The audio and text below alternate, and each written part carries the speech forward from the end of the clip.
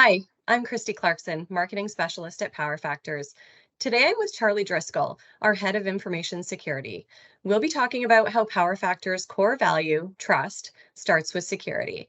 Charlie's been with Power Factors since the very beginning and oversees everything cloud operations, IT, and information security. Hey, Charlie, welcome. Hi, Christy. I'm happy to be here and let's get talking. Let's start with the basics. Why is security and staying compliant so important for owners and operators in renewables? First and foremost, I really wouldn't call security and compliance basic, but with regard to the question itself, I think the most important thing with security and compliance nowadays, it all goes back to impact. What is the impact to a business? What is an impact to an individual? When you're thinking about renewable energy assets, you're thinking about OT networks, you're thinking about SCADA, and that has the ability to really drastically affect and have an impact in society today. You can look at things like the Colonial Pipeline hack in the United States.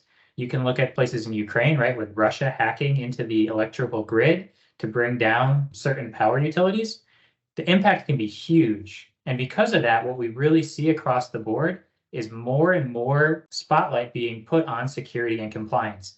The way that takes effect is you have businesses saying, hey, you need to have all these policies in place. You have governments saying, hey, this is a NIS2 directive from Europe indicating what you need to do if you have a cybersecurity breach. You have the White House in the United States issuing executive orders.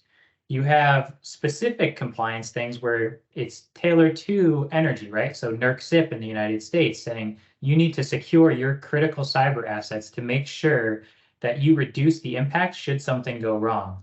So really, when I think about why security and compliance is so important, it's because they have the ability to impact a business, people, culture so broadly that they need to be given the attention that they deserve.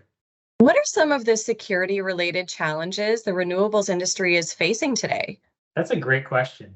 Honestly, the security challenges aren't really necessarily specific to the renewable energy industry.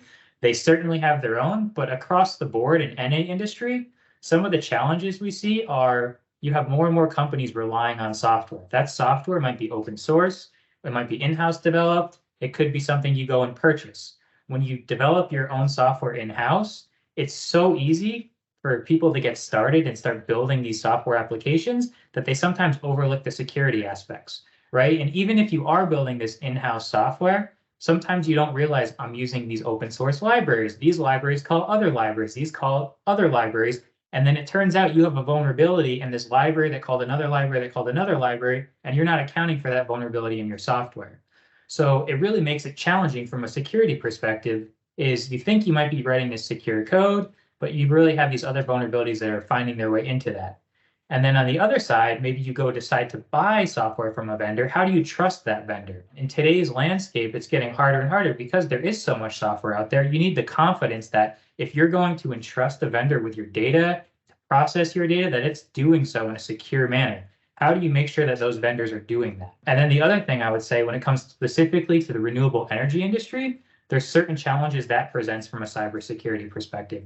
Again, if we think about those OT networks, so IT networks, more the back office, OT where the industrial assets live, the OT networks need to be secured. And unfortunately, in a lot of cases, the OT networks lack some of the fundamental security controls you might find on an IT network. So on the OT network, you might not have as good of identity governance in place. You might not have full multi-factor authentication anywhere. Additionally, a lot of times you might be just relying on the boundary at the edge of your OT network as opposed to really going with a zero trust model where if something were to go wrong on the OT network, a threat actor can move laterally all over and cause havoc, really driving a larger impact. Thanks so much, Charlie. Look forward to seeing you in the next video.